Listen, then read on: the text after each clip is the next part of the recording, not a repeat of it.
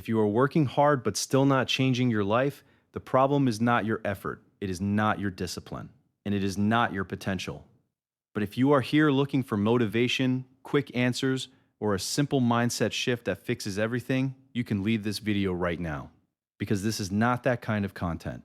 This is for people who are ready to question something most never will. That the reason you are still stuck is not because you are doing less, but because you are doing it inside the wrong system.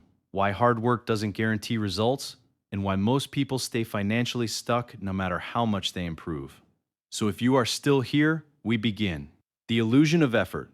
If you are working hard right now, if you are waking up early, staying late, pushing yourself every single day, but your financial life still hasn't changed, then there is something you need to understand before anything else. It is not your effort that is failing you. It is not your discipline, and it is not your potential. The truth is far more uncomfortable than that. Because if effort alone was enough, there would be no broke people working hard. There would be no exhausted people stuck in the same financial position for years. There would be no one trapped in cycles they cannot escape. But that is not reality. Reality shows something very different. Two people can work equally hard and end up in completely different worlds. One builds freedom. The other builds exhaustion. One creates options. The other creates dependency. And the difference between them is not visible at first glance. Because on the surface, they look the same. They wake up, they work, they try, they sacrifice. But underneath that surface, two completely different systems are operating. And this is where most people never look, because they were taught to believe a simple story, a story that sounds inspiring, but quietly destroys their understanding of money. They were told, work hard and you will succeed, put in the effort and life will reward you, stay consistent and things will eventually change. And because this story feels morally right, people never question it. But the real world does not operate on moral simplicity. It operates on systems, and systems do not care how hard you try. They care about how they are structured. This is the first truth most people never fully accept, that financial life is not an effort-based system, it is a structure-based system, and structure always wins over effort, every single time, which means something uncomfortable is happening in your life right now, even if you are working harder than ever before, even if you are more disciplined than most people around you, even if you are doing everything you were told to do, you may still be inside a structure that guarantees limitation, not because you are doing something wrong, but because you are doing the right things inside the wrong system, and that system is invisible while you are inside it. You don't feel it directly, you feel the results of it. You feel tired, you feel stuck, you feel like progress is slower than it should be, you feel like something is missing but you can't name it, and most people misinterpret that feeling. They think they need more motivation, more discipline, more hustle, but the problem was never the intensity of effort. The problem is where that effort is going, because effort without structure is just energy loss. It is movement without direction. It is action without compounding. It is activity without accumulation. And no matter how long that continues, it will never turn into freedom. It will only turn into repetition. This is why so many people feel like they are running, but not arriving anywhere. They are not lazy. They are not incapable. They are not undisciplined. They are simply inside a system that converts their effort into survival instead of progress. And survival is expensive. It consumes everything you produce. It leaves nothing behind. No accumulation, no separation, no buildup of anything that can grow over time. And if nothing accumulates, nothing transforms. So before we talk about money, before we talk about discipline, before we talk about success, we need to understand something deeper. We need to understand the system you are operating inside. Because once you see the system clearly, you stop blaming yourself for outcomes that were structurally predictable. And that is where real change begins. Not in effort, not in motivation, but in awareness of structure. And in the next part, we are going to break that structure open and expose the first layer of the system most people never realize they are trapped in. The time for money trap. In the last part, we talked about something most people never fully accept. That financial struggle is not primarily an effort problem, it is a structure problem. But now we need to go one level deeper. Because if structure is the real issue, then the question becomes simple. What is the structure most people are actually living inside? And the answer is something so common, so normal, so socially accepted, that almost nobody questions it. It is the time for money system. This is the first and most fundamental financial structure most people ever experience in their life. And at first, it does not look like a trap. It looks fair. Even logical. You work, you get paid, you work more, you earn more, you stop working, you stop earning. It feels clean. It feels understandable. It feels like the natural order of things. But the danger of this system is not what it does in the beginning. The danger is what it prevents in the long term, because anything directly tied to your time is automatically limited by your time, and your time is not scalable. You can only work a certain number of hours. You can only be in one place at one time. You can only push your energy so far before it breaks down, which means there is a ceiling built directly into the structure, not an external ceiling, an internal one, a structural one. And most people never hit it early enough to realize it exists, because in the beginning, this system feels rewarding. You start working, you start earning, you start improving your situation, and this early progress creates a powerful illusion. The illusion that the system is working perfectly, but what is actually happening is not freedom. It is activation. You are being introduced into a cycle that will define your financial limits long before you ever recognize them. At first, effort produces visible results. More hours equals more money. More responsibility equals higher income. More experience equals better opportunities. But over time, something changes. The relationship between effort and reward begins to flatten. You work more, but the increase is smaller. You take on more responsibility, but the reward does not scale proportionally. You become more valuable, but your freedom does not increase at the same rate. And slowly, almost invisibly, you enter a saturation point. This is where the system reveals itself, because every time-based income model eventually hits a hard constraint. There are only so many hours you can sell, and only so much value those hours can generate. After that point, the only way to increase income inside the same structure is to increase effort. And that creates a dangerous loop. Because when income stops scaling, most people do not question the system. They question themselves. They think maybe I need to work harder. Maybe I need more discipline. Maybe I need to push further. So they increase effort inside the same structure. And that is where exhaustion begins. Because effort is being used as a solution to a structural limitation. And that never works long term. You cannot outwork a ceiling that is built into the model itself. This is why so many people feel stuck at a certain income level. Not because they lack ability, but because they are operating inside a system that only scales linearly. And linear systems always have limits. No matter how optimized you are, no matter how disciplined you become, no matter how much you sacrifice, the structure remains the same. Time in, money out, and nothing more.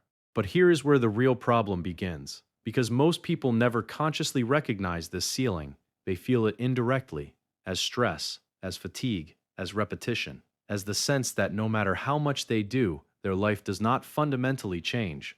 And instead of questioning the structure, they double down on effort. They try to increase output inside a system that was never designed to scale infinitely. And this is where financial frustration is born. Not from laziness, but from repetition without progression. Because if every additional hour only produces linear return, then your life becomes a loop. Work, earn, spend, recover, repeat. And the more you participate in that loop, the more it defines your reality. Not because you are trapped physically, but because you are trapped structurally. And structural traps are the most difficult to see. Because they do not feel like traps. They feel like normal life. But normal does not mean optimal, and familiar does not mean free. So the question is not, how do I work harder inside this system? The real question is, what system am I actually in, and does it allow me to scale beyond my time? Because until that question is asked, nothing changes. Effort will continue, time will continue, income will fluctuate, but structure will remain untouched, and the system will keep producing the same outcome, just with different levels of exhaustion. In the next part, we go deeper, because even if you understand the time for money trap, there is another layer underneath it that explains why even people who earn more money still fail to become financially free. Why more money does not create freedom. By now, you should see the first layer clearly. The time for money system is not just a job structure. It is a limitation model, a structure where your income is directly tied to your time, and anything tied to time cannot scale infinitely. But there is another illusion that sits on top of this system, a more dangerous one. Because even when people manage to increase their income, even when they get a better job, a promotion, a higher salary, or a better opportunity, something unexpected happens. Their life does not fundamentally change, at least not in the way they expected. Yes, their comfort improves. Yes, their options expand slightly. Yes, their stress may temporarily decrease. but the deeper feeling remains the same, the feeling of being stuck in a cycle, of working to maintain life instead of building something beyond it. And this is where most people become confused, because logically, more money should solve the problem, but in reality, it rarely does. And the reason is simple, but uncomfortable. More money does not change the system you are in, it only scales your participation inside that system. If your financial behavior is not structured, then additional income does not create freedom. It simply increases flow. More comes in, more goes out, and the gap between the two remains almost unchanged. This is why so many people feel like they are moving forward financially without actually getting closer to independence. Because income alone is not the determining factor of freedom. Flow is. Not how much money enters your life, but what happens after it enters. Most people assume money accumulates naturally over time. But that is not how financial systems work. Accumulation is not automatic, it is structural. And without structure, money does not accumulate, it circulates. It enters your life through income and exits through consumption, almost immediately. This creates a financial pattern that feels stable on the surface, but unstable underneath, because everything is being replaced as fast as it is gained. A slightly higher income leads to slightly higher expenses. A better job leads to a better lifestyle. A promotion leads to upgraded expectations. And slowly, without noticing it, your entire financial baseline shifts upward. But your financial distance does not increase. And distance is what matters, not income. Distance between what you earn and what you spend, because that distance is where accumulation begins. And accumulation is the foundation of independence. Without it, nothing builds. Without it, everything resets. This is why many people who earn significantly more than average still feel financially unstable, because their system is still based on immediate flow, not delayed accumulation. They are not building surplus, they are expanding consumption capacity, and consumption does not create freedom, it creates maintenance, a more expensive version of the same cycle.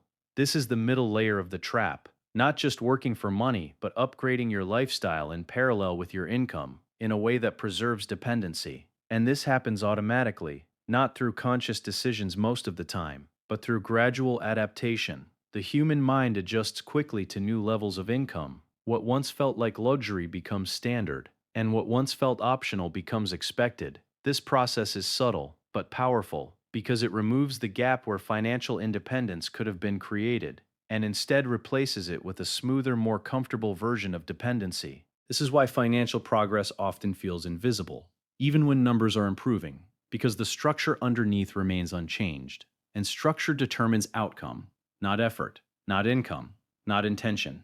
Structure. So the real problem is not that people fail to earn more money. The problem is that earning more money does not automatically change financial behavior. And without behavioral change, there is no structural change. And without structural change, there is no independence, just expansion of the same pattern. This is why many high earners still live paycheck to paycheck, not because they are irresponsible, but because their system is built around immediate consumption instead of intentional separation. And until that separation exists, income will always be temporary in effect. It will improve life experience, but not life direction. So the uncomfortable truth is this: more money does not fix financial instability. It amplifies whatever system is already in place. If the system is weak, money makes the weakness larger. If the system is structured, money becomes a tool for expansion. But without structure, money becomes noise, constant movement without progress. And this is the point most people never reach awareness of, because they assume money is the problem, when in reality, money is only the output. The real system is behavior, and behavior is shaped by something even deeper. In the next part, we move into that deeper layer, the psychological system behind money, the one that determines why people repeat the same financial patterns, even when they already know what they should be doing differently. The psychology of money and self-sabotage. Up to this point, we have been talking about systems, external structures, income models, flow of money, the difference between effort and leverage. But now we need to go deeper, because even when people understand the system, even when they see the pattern clearly, even when they know exactly what they should do, something still stops them from changing.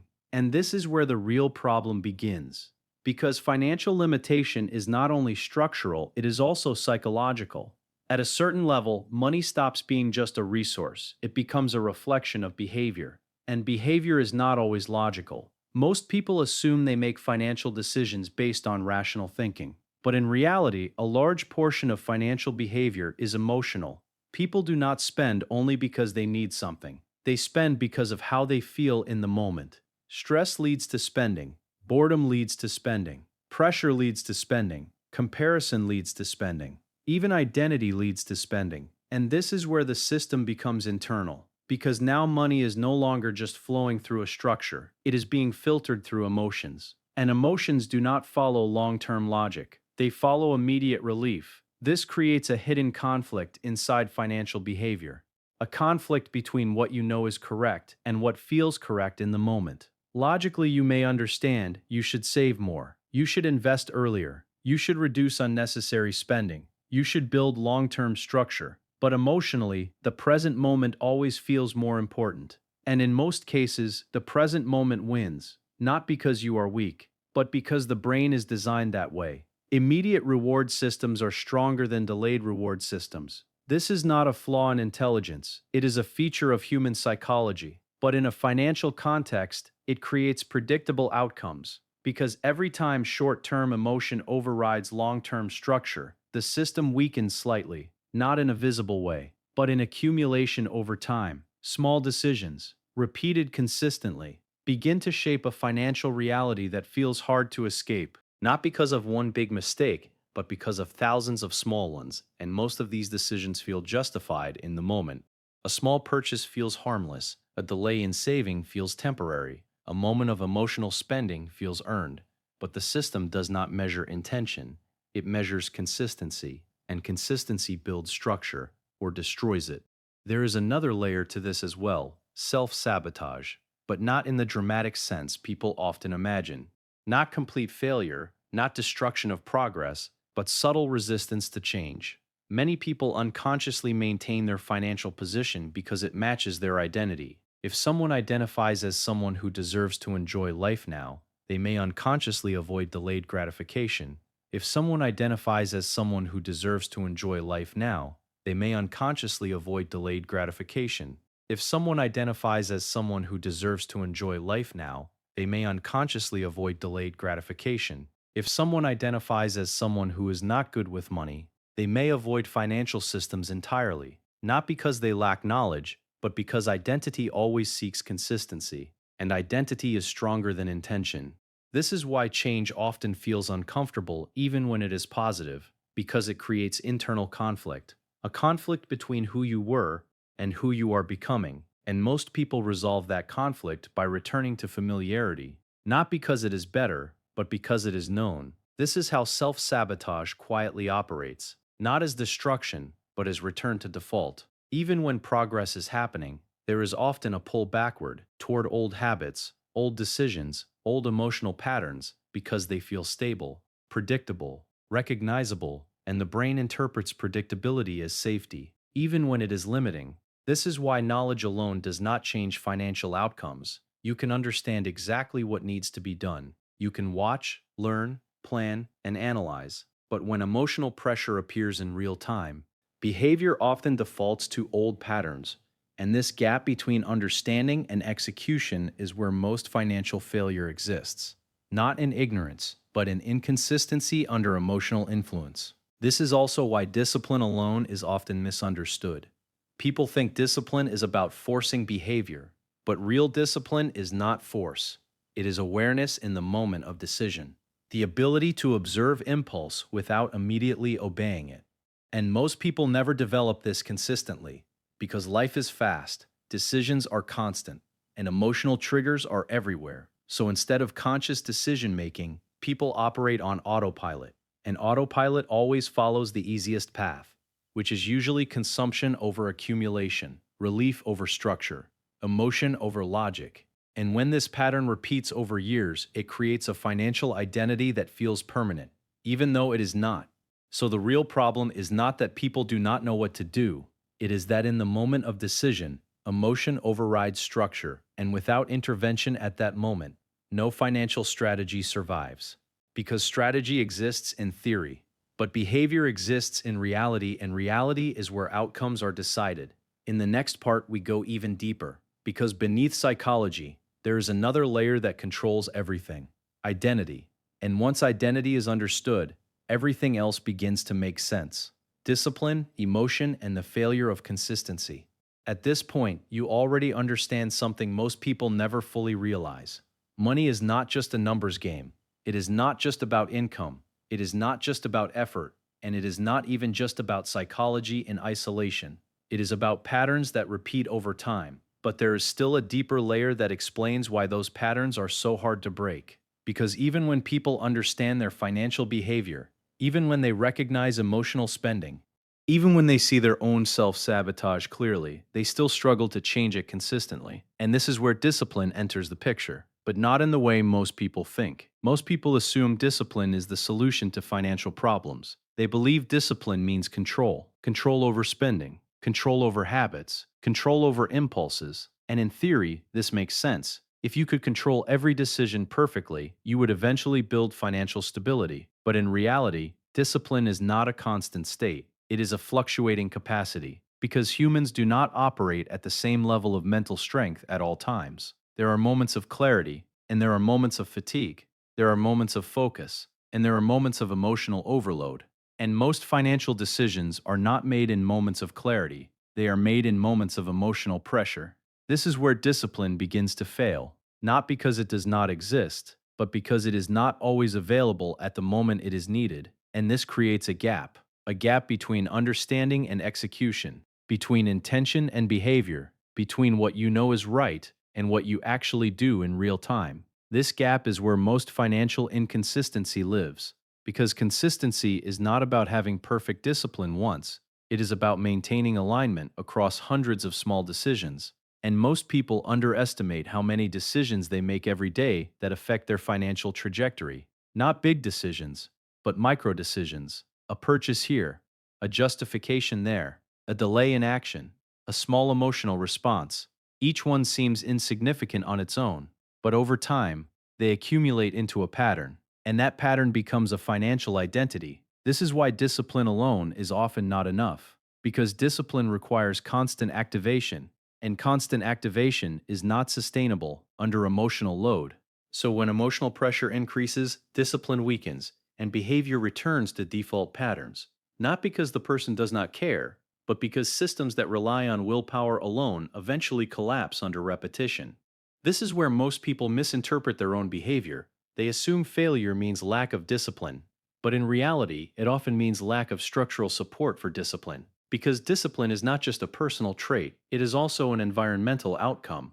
If your environment constantly triggers consumption, discipline is forced into constant resistance, and resistance is exhausting. Over time, exhaustion wins, and behavior returns to the path of least resistance. This is why financial change is often temporary for many people. They make a decision to improve, they become disciplined for a short period, they reduce spending, they attempt to save, they try to build better habits, but without structural reinforcement. Eventually, emotional pressure reappears, and old patterns return, not instantly, but gradually, until the system resets and the cycle repeats. This is not a failure of character, it is a failure of sustainability, because real consistency is not built on force, it is built on design.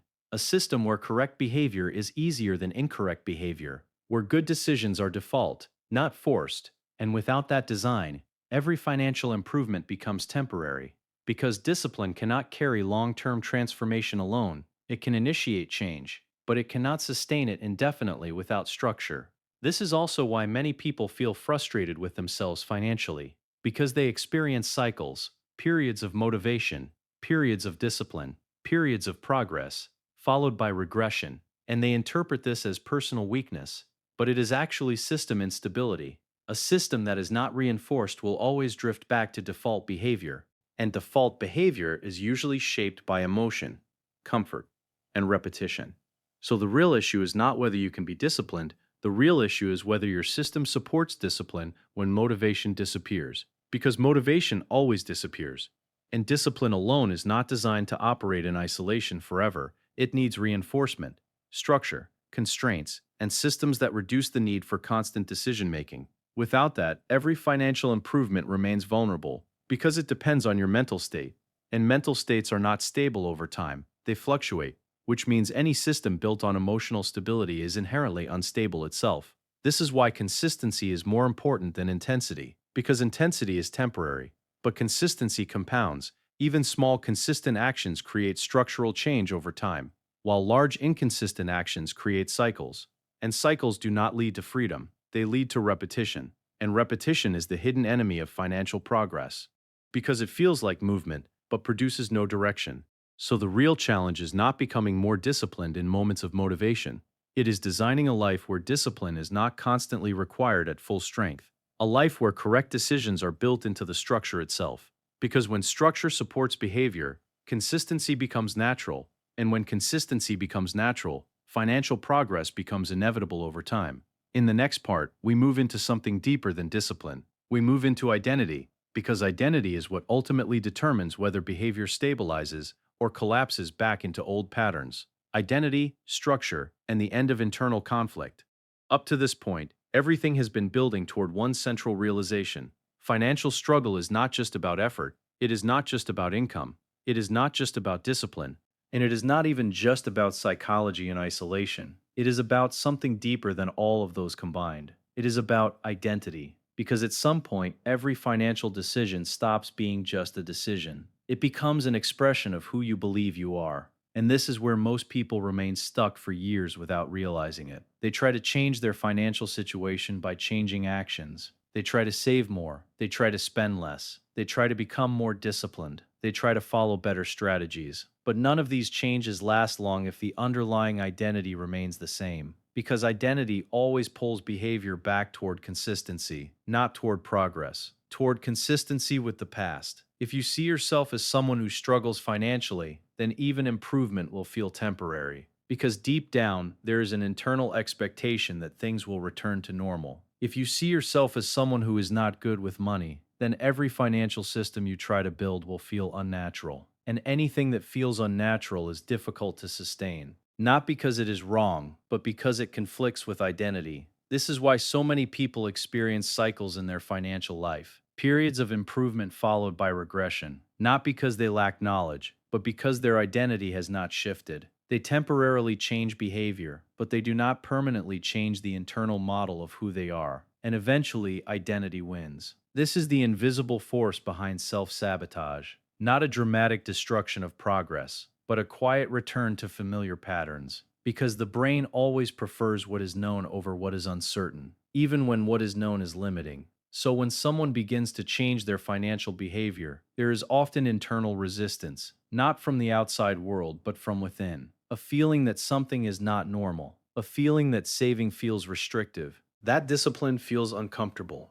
That delayed gratification feels unnatural, and most people interpret this discomfort as a sign that they are doing something wrong, when in reality, it is a sign that they are doing something new. But because identity is stronger than intention, most people eventually return to their default state, not consciously, but gradually. Until behavior aligns again with identity, this is why structure alone is not enough, and psychology alone is not enough. Because even if you understand the system, and even if you understand your emotional patterns, if your identity remains unchanged, you will eventually rebuild the same financial reality, just in a slightly different form. So the real question is not, how do I change my habits? The real question is, who am I becoming through these habits? Because financial transformation is not a single event. It is a gradual shift in identity over time, a shift from someone who reacts to someone who designs, from someone who consumes first to someone who allocates first, from someone who operates emotionally to someone who operates structurally.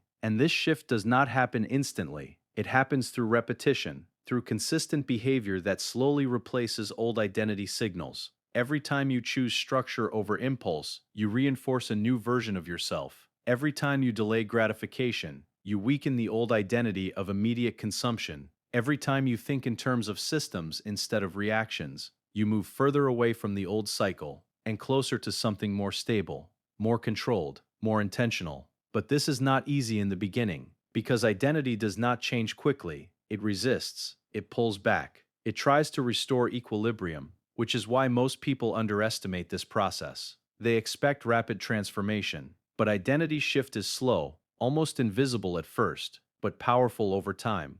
Because once identity begins to shift, behavior no longer requires constant force. It becomes natural. And this is the point where financial discipline stops feeling like a struggle because you are no longer forcing behavior. You are expressing identity. And this is the foundation most people miss. They focus on what to do instead of who they are becoming while doing it. And without identity alignment, even the best financial systems eventually collapse under emotional pressure. So before we move to the final stage, you need to understand something clearly.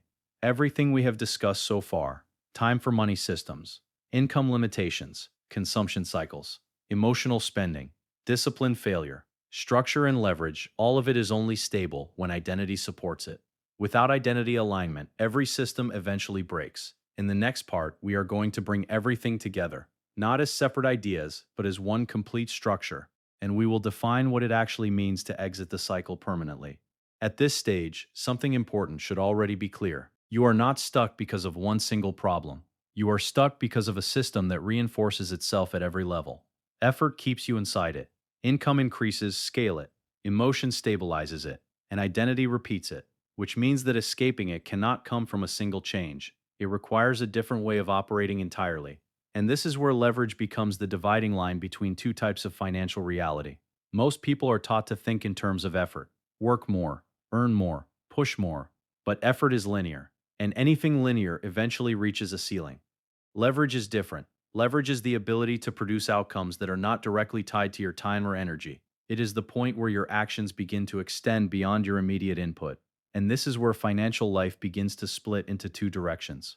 On one side, there is repetition: time in, money out, effort in, exhaustion out, work in, survival out. This is the system most people never leave.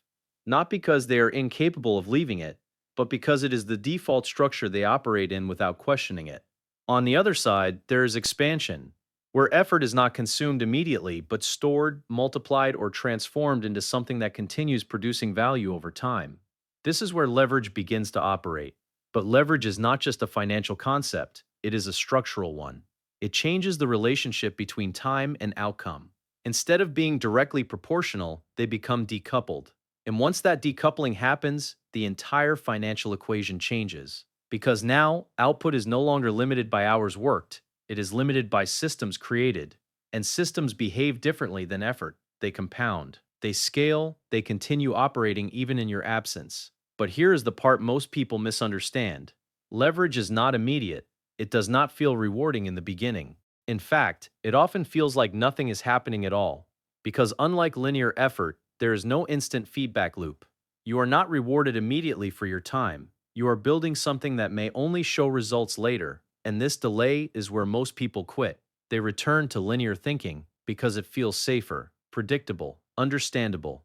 But predictable systems are also limited systems, and this is why most people never transition into leverage-based thinking, not because it is unavailable to them, but because they are conditioned to prioritize immediate feedback over delayed expansion. And this conditioning is reinforced by the very system they are trying to escape. Because when your entire financial life depends on immediate results, anything that does not produce immediate results feels like failure, even when it is actually progress. So people abandon leverage too early. They abandon systems too early. They abandon long-term thinking too early. And they return to the only model that gives them certainty: time for money. But certainty is not the same as freedom. Certainty is just predictability within limits. Freedom requires uncertainty in the short term, in exchange for expansion in the long term. And this is where the transition becomes psychological as much as structural. Because to build leverage, you must tolerate delay. You must accept that effort will not immediately translate into reward. You must operate in a phase where input and output are disconnected. And most people struggle in this phase because it feels like loss. But it is not loss, it is incubation. It is the period where systems are being built that will later define your financial trajectory. And once those systems begin to work, the relationship between effort and income changes permanently. Not because effort disappears, but because effort is no longer the only source of output. This is the beginning of structural independence, where your financial position is no longer tied purely to your daily actions, but to systems that continue operating beyond them. However, even leverage alone is not enough, because leverage without structure becomes chaos, and structure without leverage becomes limitation. Both must exist together. Structure determines how money flows. Leverage determines how value scales. And when both are aligned, financial behavior stops being reactive. It becomes designed, intentional, controlled, and predictable in a way that supports growth instead of survival. But there is still one final layer that connects everything. Because even with leverage, even with structure, even with awareness, there is still a question that determines whether someone actually exits the cycle or remains within it at a higher level. And that question is not about money. It is about identity consistency under pressure. Because when pressure returns, most people default back to old systems, unless their identity has fully shifted into a new operating model. Which is why the final transformation is not financial, it is internal. And in the final part, we bring everything together into one conclusion, not as theory, but as a complete model of exit. The exit system. At this point, everything has already been exposed. The illusion of effort, the time for money ceiling, the lifestyle inflation trap, the psychological loop of emotional spending, the failure of discipline alone, the identity conflict behind self-sabotage, and the importance of leverage and structure. But now we need to bring everything into one final understanding, because information without integration changes nothing. And most people already have enough information. What they lack is a complete model, a way to see their financial life as one connected system instead of separate problems. So let's simplify everything down to its core. There are only three layers that determine your financial reality. The first layer is behavior, what you do daily, how you spend, how you work, how you react. This is the most visible layer, but it is also the least powerful, because behavior is unstable on its own. It changes based on emotion, environment, and pressure. The second layer is structure. This is the system your behavior operates inside, how money flows, how income is handled, whether there is separation between earning and spending, whether accumulation exists or not, whether your system forces consumption or allows growth. Structure determines whether your behavior leads to progress or repetition. Most people never fix this layer. They try to fix behavior instead, but behavior without structure correction always returns to default. And the third layer is identity. This is the deepest layer, the one most people never consciously see. Identity defines what feels normal, what feels possible, what feels acceptable, and what feels like you. And because identity is the deepest layer, it eventually overrides both behavior and structure. If identity does not match your system, you will slowly return to old patterns, even after improvement. So real financial transformation only happens when all three layers align. Behavior, structure, identity. When behavior is disciplined, when structure supports accumulation, and when identity reinforces long-term thinking, then financial progress becomes stable, not because life becomes easier, but because internal conflict disappears. And this is the point most people never reach, because they try to change one layer at a time. They try to save more without changing structure. They try to become disciplined without changing identity. They try to earn more without changing behavior patterns. But partial change always leads to temporary results, because the other layers pull everything back to equilibrium. So the real exit is not a single decision. It is a full system redesign, where money is no longer treated as something that flows randomly through your life, but as something that follows a defined structure, where income is not immediately converted into consumption, but partially separated into accumulation, where spending is not emotional, but intentional, where effort is not the only source of output, but one part of a larger system of leverage, and where identity is no longer tied to limitation, but to expansion. This is what it means to exit the cycle, not to suddenly become rich, but to stop operating inside a system that guarantees repetition. Because the truth is simple, most people are not stuck because they are doing something wrong. They are stuck because their system is designed to produce the exact life they are currently living. And until that system changes, nothing external can permanently fix it. Not a new job, not a higher salary, not more discipline, not more motivation, because all of those operate inside the same structure. So the final shift is this: stop asking how to improve your situation inside the system. Start asking how to rebuild the system itself. Because once the system changes, everything inside it changes automatically. Your behavior changes, your results change, your financial direction changes, not instantly, but inevitably. And that is the real meaning of financial freedom, not escape from work, not escape from effort, but escape from unconscious repetition. Now, if you understand this, then you are already at the beginning of a different path, because awareness is the first break in the cycle. But awareness alone is not enough. It must become structure. Structure must become behavior, and behavior must become identity. Only then does change become permanent. This is the message of everything you have heard, and the reason this channel exists, not to motivate you, not to entertain you, but to show you the system behind your reality. Because once you see the system clearly, you are no longer fully inside it, and that changes everything. This is Max Solven, and I'll see you in the next one.